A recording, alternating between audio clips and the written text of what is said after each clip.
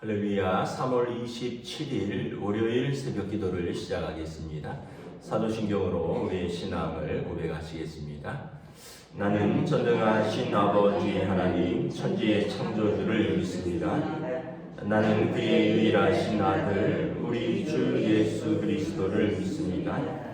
그는 성령으로 잉태되어 동정녀 마리아에게서 나시고 본디오 빌라도에게 고난을 받아 십자가에 못 박혀 죽으시고 장사된 지 사흘 만에 죽은 자 가운데서 다시 살아나셨으며 하늘에 오르시어 전능하신 아버지 하나님 우편에 앉아 계시다가 거기로부터 살아있는 자와 죽은 자를 심판하러 오십니다. 나는 성령을 믿으며 거룩한 공교회와 성도의 교제와 죄를 용서받는 것과 몸의 부활과 영생을 믿습니다. 아멘. 찬송가 322장 찬양하시겠습니다. 찬송가 322장입니다.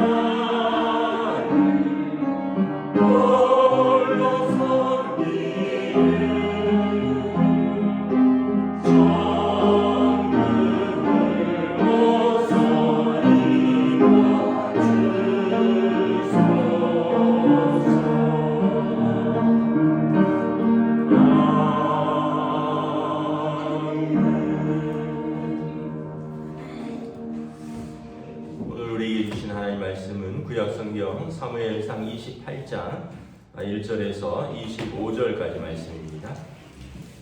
구약성경 사무엘상 28장 1절에서부터 25절까지 말씀입니다. 다 찾으신 줄 알고 저희 여러분들이 한 절씩 교도하겠습니다. 그때 블레셋 사람들이 이스라엘과 싸우려고 군대를 모집한지라 아기스가 다윗에게 이르되 너는 밝히 알라 너와 내 사람들이 나와 함께 나가서 군대에 참가할 것이니라. 다윗이 아기스에게 이르되 그러면 당신의 종이 행할 바를 아시리라.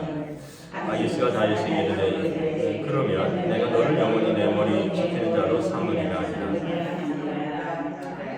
사무엘이 죽었으므로 온 이스라엘이 그를 두고 슬피 울며 그의 고향 라마에 장사하였고 사울은 신접한 자와 박수를 그 땅에서 쫓아내었더라. 블레셋 사람들이 모여 수넴에 이르러 진침해 사울이 온 이스라엘을 모아 길보아에 진쳤더니 사울이 블레셋 사람들의 군대를 보고 두려워서 그의 마음이 크게 떨린지라 사울이 여호와께 묻자오되 여호와께서 꿈으로도 우림으로도 선지자로도 그에게 대답하지 아니하시므로 사울이 그의 신하들에게 이르되 나를 위하여 신접한 여인을 찾으라. 내가 그리로 가서 그에게 물으리라 하니 그의 신하들이 그에게 이르되 보소서 엔돌에 신접한 여인이 있나이다. 사울이 다른 옷을 입어 변장하고 두 사람과 함께 갈새 그들이 밤에 그 여인에게 이르러서는 사울이 이르되 청하노니 나를 위하여 신접한 술법으로 내가 내게 말하는 사람을 불러오리라니 여인이 그에게 이르되 내가 사울이 행한 일 곧 그가 신접한 자와 박수를 이 땅에서 멸절시킬 수 없음을 아나니 내가 어찌하여 내 생명에 올무를 넣어 나를 죽게 하려느냐 하는지라 사울이 여호와의 이름으로 그에게 맹세하여 이르되 여호와께서 살아계심을 두고 맹세하노니 내가 이 일로는 벌을 당하지 아니하리라니 여인이 이르되 내가 누구를 내게로 불러올리랴 하니 사울이 이르되 사무엘을 불러올리라 하는지라 여인이 사무엘을 보고 큰 소리로 외치며 사울에게 말하여 이르되 당신이 어찌하여 나를 죽이셨나이까 당신이 사울이십니다. 왕이 그에게 이르되 두려워하지 말라 내가 무엇을 보았느냐 하니 여인이 사울에게 이르되 내가 영이 땅에서 올라온 것을 보았나이다 하는지라 사울이 그에게 이르되 그의 모양이 어떠하냐 하니 그가 이르되 한 노인이 올라오는데 그가 겉옷을 입었나이다 하더라. 사울이 그가 사무엘인 줄 알고 그의 얼굴을 땅에 내고 절하니라. 사무엘이 사울에게 이르되 내가 어찌하여 나를 불러올려서 나를 성가하시게 하느냐 하니 사울이 대답하되 나는 심히 다급하나이다. 블레셋 사람들을 나를 향하여 군대를 일으켰고 하나님은 나를 떠나서 다시는 선지자로도 꿈으로도 내게 대답하지 아니하시기로 내가 행할 일을 알아보려고 당신을 불러올렸나이다 하더라. 사무엘이 이르되 여호와께서 너를 떠나 내 대적이 되셨거늘 내가 어찌하여 내게 묻느냐. 여호와께서 나를 통하여 말씀하신 대로 내게 행하사 나라를 내 손에서 떼어 내 이웃 다윗에게 주셨느니라. 내가 여호와의 목소리를 순종하지 아니하고 그의 진노를 아벨에게 쏟지 아니하였으므로 여호와께서 오늘 이 일을 내게 행하셨고 여호와께서 이스라엘을 너와 함께 블레셋 사람들의 손에 넘기시리니 만일 너와 내 아들들이 나와 함께 있으리라. 여호와께서 또 이스라엘 군대를 블레셋 사람들의 손에 넘기시리라 하는지라. 사울이 갑자기 땅에 완전히 엎드러지니 이는 사무엘의 말로 말미암아 심히 두려워하며 또 그의 기력이 다하였으니 이는 그가 하루 밤낮을 음식을 먹지 못하였음이니라. 그 여인이 사울에게 이르되 그가 심히 고통당함을 보고 그에게 이르되 여종이 왕의 말씀을 듣고 내 생명을 아끼지 아니하고 왕이 내게 이르신 말씀을 순종하였사오니 그런즉 청하건대 이제 당신도 여종의 말을 들으사 내가 왕 앞에 한 조각 떡을 드리게 하시고 왕을 잡수시고 길 가실 때 기력을 얻으소서 하니 사울이 거절하여 이르되 내가 먹지 아니하겠노라 하니라. 그의 신하들과 여인들이 강권하며 그들의 말을 듣고 땅에서 일어나 침상에 앉으니라. 여인들이 살찐 송아지가 있으므로 그것을 급히 잡고 가루를 가져다가 뭉쳐 무교병을 만들고 부어서 함겼습니다. 사울 앞에서와 그의 신하들 앞에 내놓으니라. 급히 먹고 일어나서 그 밤에 아니라. 아멘. 할렐루야. 네, 오늘 또 새로운 한 주, 새로운 하루가 시작됩니다. 하나님께서 은혜와 평강 주시기를 축복합니다. 오늘 말씀은 사울 왕이 이제 하나님의 음성을 듣지 못하게 되니까 신접한 여인, 점치는 여인 무당을 찾아가서 이 전쟁에 어떻게 될 것인가를 묻는 내용이죠. 이 말씀은 우리가 이렇게 보면 좀 그 뭐라 하죠? 이 기묘한 분위기, 기묘하다, 기괴한 분위기죠. 기괴한 분위기. 뭐 죽은 사무엘을 불러 올리고 뭐 여인이 자기 목소리로 뭐 사무엘의 이야기라고 마치 뭐 영화 같은데 보면 그런 영화들 있잖아요. 오래된 영화인데 사랑과 영혼이라고 고스트라는 그 영화에 보면 주인공 뭐 패트릭 스웨이지랑 데미 무어 나오는 주인공 영화인데 남자친구가 먼저 남자친구가 먼저 죽고 뭐 여자친구를 둘러싸고 뭐 돈과 뭐 이런 암투들이 둘러싼 상황에서 우피 골드버그라고 점치는 여인이 그 여인 몸에 사람이 들어왔다가 그 사람 목소리로 얘기하고 뭐 이러면서 뭐 그런 이야기들이 있는데 마치 이러한 이야기 같이 좀 비교한 상황입니다. 비정상적인 상황이죠. 근데 오늘 이 시대에도 사람들이 그런 비정상적인 것에 자신을 맡기는 사람들이 있다는 거예요. 이유를 보면 뭐냐면 첫째는 5절에 보면 블레셋의 군대를 보고 그 마음에 두려움이 크게 일어난 겁니다. 어떤 우리가 상황 속에서 자기가 감당할 수 없는 큰 두려움이 일어난다는 거죠. 두 번째는 15절에 보면 사울이 중반에 내가 심히 다급하나이다. 그러니까 두렵고 막 마음은 초조하고 다급하고 세 번째는 뭐냐면 자기 기력이 쇠하고 판단이 안 서는 거예요. 22절을 보면 이제 점 다치고 갈 때 왕이 지금 기력이 완전히 쇠진한 거예요. 제대로 먹지도 못하고 점치는 여인이 21절, 22절에 보면 왕이 심히 기력이 쇠하고 마음으로 고통당함을 보고 왕은 내가 떡을 해드릴 텐데 기력을 좀 회복하소서. 몸도 마음도 기력이 완전히 쇠진해 있다는 거죠. 네 번째는 그러니까 이제 판단이 안 서는 거. 네 번째는 그에게 이러한 말을 해줄 사람들이 이미 다 떠났다는 거예요. 사무엘 말을 안 듣죠. 다윗은 죽이려고 하죠. 요나단 말도 안 듣죠. 아들. 또 그가 제사장들을 싹 죽였죠.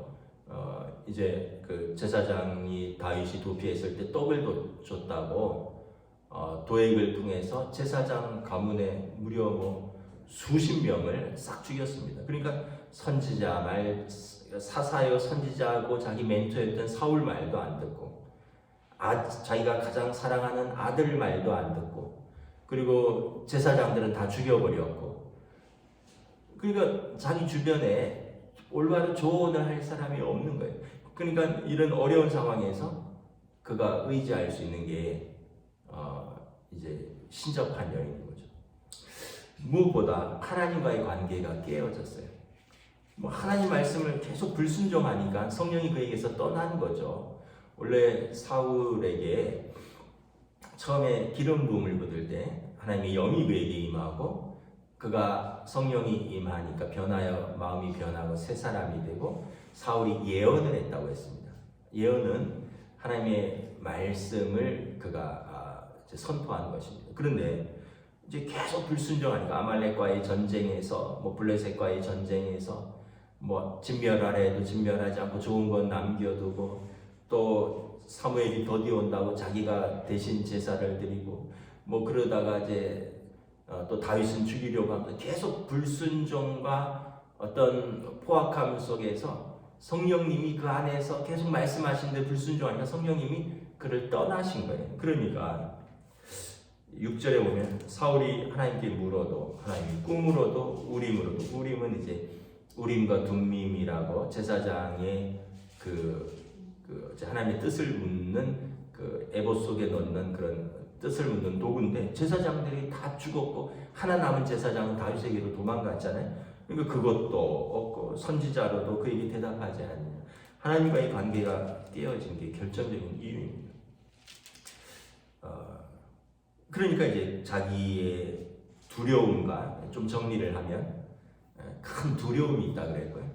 초조하고 다급해지고 그리고 이제 기력도 쇠하고 판단력이 희미해지고 무엇보다 자기 주변에서 자기에게 조언을 해줄 또 또 좋은 사람들은 다 떠나가거나 죽었고 또는 죽였고, 그러니까 이제 자기 혼자 그 두려운 상황, 그 초조하고 다급한 상황, 기력도 쇠해서 판단력도 없는데 사람도 도와줄 사람이 없고, 무엇보다 하나님과의 관계가 깨어져 하나님의 말씀에 순종도 없었고 또 하나님의 뜻에 귀를 기울이는 기도도 없었고, 그러니까 그가 할 수 있는 것은 점치는 연이었습니다. 왕으로서의 그 어떤 복장을 몰래 벗어버리고 이제 찾아간 거죠. 그리고 이런 기괴한 상황을 맞이한 기괴한 상황을 맞이하는 것입니다.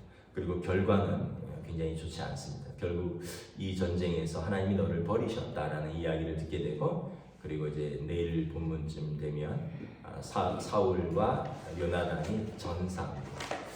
여러분, 우리가 우리 삶을 살면서 믿음이라는 것이 무엇인가?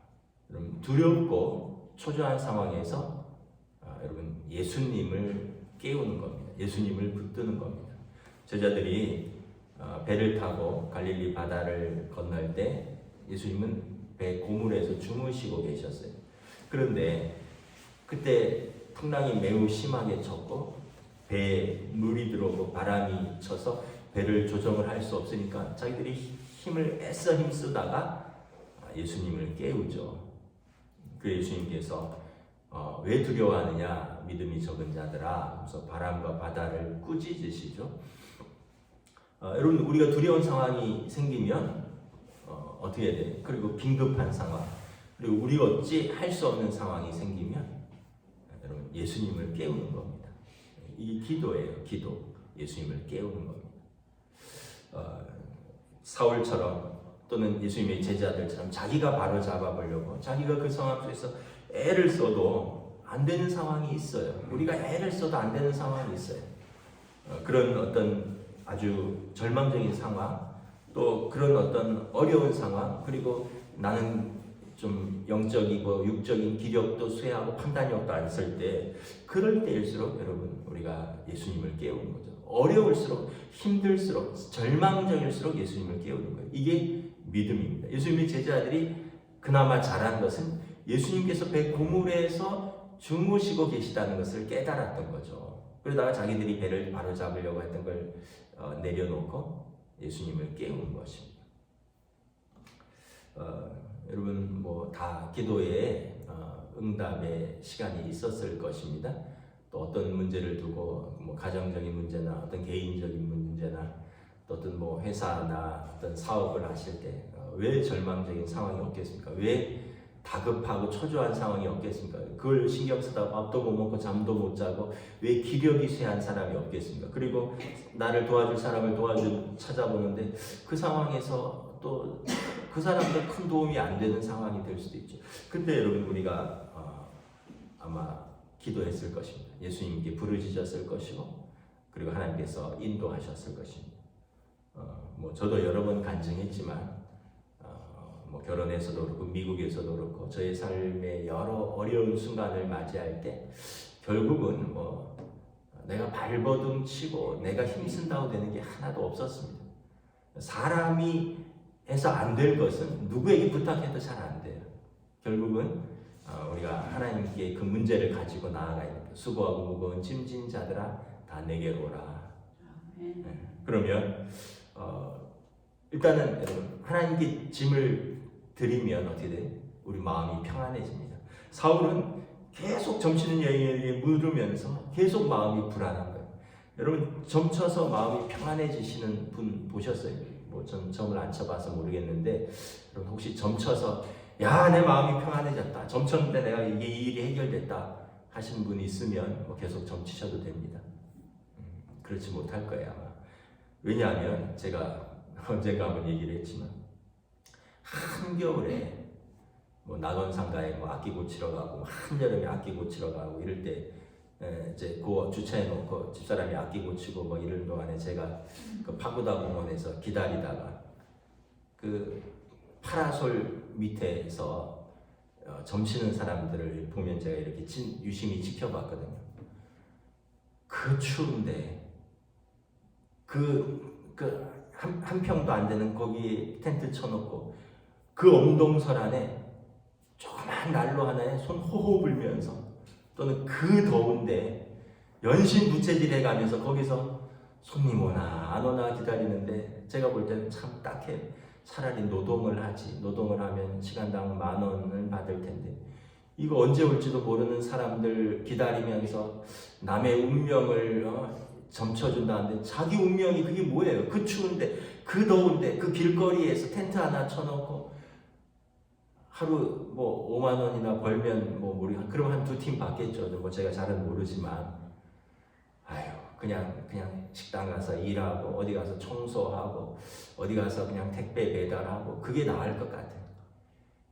여러분 자기 운명도 길거리에 맡긴 사람에게 뭘 찾아가서 내 문제가 이런 문제가 있는데 제가 예전에 부목사 할 때 뭐 사실 그럴 필요까지가 있는가 지금은 생각은 들어요. 왜냐하면 그것도 남의 영업장이고 또 어떤데 그 우리 여전도사님하고 전도한다고 그 부가현동에도 그 오래된 동네에서 점치는 집들이 있어요. 그때 제가 처음 알았어요. 점치는 집은 깃발을 높이 꼽아 놓는다라는 거. 무슨 흰 깃발인지 무슨 빨간 깃발인지 깃발이 꽂혀 있는 집은 다 무당집이에요. 근데 골목 사이사이에 오래된 동네에 그런 깃발들이 꽤 꽂혀 있는 거예요. 미아리 이런 데 보면 깃발들 많잖아요. 근데 제가 그 부가현동에서 이제 부목사하면서 살았는데 골목골목에 그런 집들이 꽤 많은 거예요. 그리고 이제 여전도사님하고 사실 저는 가기 싫은데 여전도사님이 저희 어머니 뻘 되는 여전도사님이 한 65세쯤 되셨고 60쯤 되셨고 저는 30대 초반이고 바카스나 뭐 이런 거 사들고 전도하러 가는 거예요. 이제 두들기면 그 양반은 오전에 가니까 첫 손님 계시 왔다고 엄청 반갑게 막 뛰어나와요. 근데 아이고 교회에서 왔다고 하면서 이 음료수 들고 오면 재수 없다고 나가라고 막 소리 질러요. 그럼 뭐 우리 전도지라도 두고 아주머니 하나님은 당신을 사랑하십니다 이러고 예수 믿으세요 하면서 전도지 두고 이제 음료수 한 병 두고 나오면 나중에 돌아갈 때 보면 그 집 앞에 쌀인지 소금인지 뿌려져 있어요. 재수 없다고 하면 뭘 뿌린 것 같아요. 하여튼 제가 그때도 이렇게 무당집을 좀 다녀봤거든요. 전도하려고. 너무 형편이 어려워요. 너무 집안도 컴컴하고 하여간 여러분 그런 분들에게 무슨 운명을 맡깁니까? 빛보다도 더 밝은 하나님의 집에 와서 기도하셔요. 성전에 와서 기도하는 거죠. 사울이 다윗이 하나님 앞에서 기도할 때는 하나님의 영이 그들에게 임했어요. 하나님 앞에 불순종하고 그럴 때는 점점 어려운 일들 속에서 하나님의 영이 떠나셨고 불순종하니까 떠날 수밖에 없는 거죠. 불순종이 반복되니까. 걔는 그래서 계속 두려운 상황, 계속 초조한 상황, 그리고 계속 판단력이 안 서는 판단을 할 수밖에 없는 것입니다. 말씀을 여러분 마치도록 하겠습니다. 여러분 이런 상황은 비정상적인 상황입니다. 있어서도 안 되고 또 이것은 정말 정상적인 판단이 안 설 때 정말 정상적인 상황이 아니어서 하나님을 알지 못하는 사람들이 찾는 상황입니다. 그래서 여러분 우리 하나님께서 우리에게 주신 것은 두려움과 염려가 아니요 하나님께서 우리에게 주신 것은 은혜와 평안인 줄 믿습니다.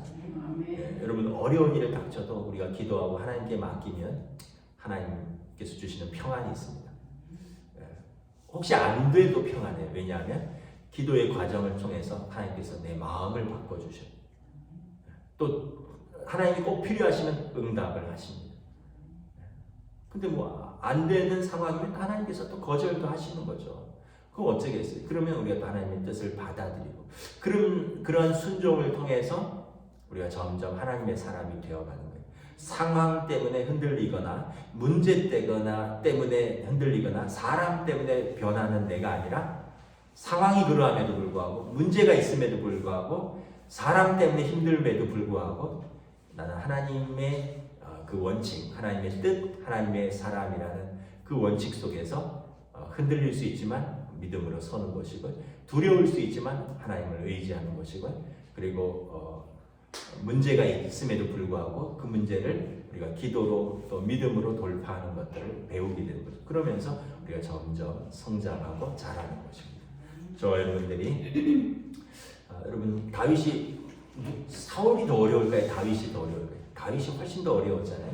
그럼에도 불구하고 그는 실수도 있고 어려움도 있었지만 하나님 앞에서 해결해 나가는 모습을 봅니다. 저와 여러분들 다시 한번 믿음으로 또 하나님 앞에 매어 달리며 우리의 삶을 믿음으로 살아가시고 전진하는 하루가 되시길 주님의 이름으로 축복합니다. 기도하겠습니다. 하나님의 은혜를 감사합니다. 오늘 또 다시 한번 말씀을 통해서 우리가 누구를 의지해야 되는가를 다시 한번 깨닫습니다. 성경에서 하나님께서 말씀합니다. 내가 너를 버리지도 아니하고 떠나지도 아니하리라.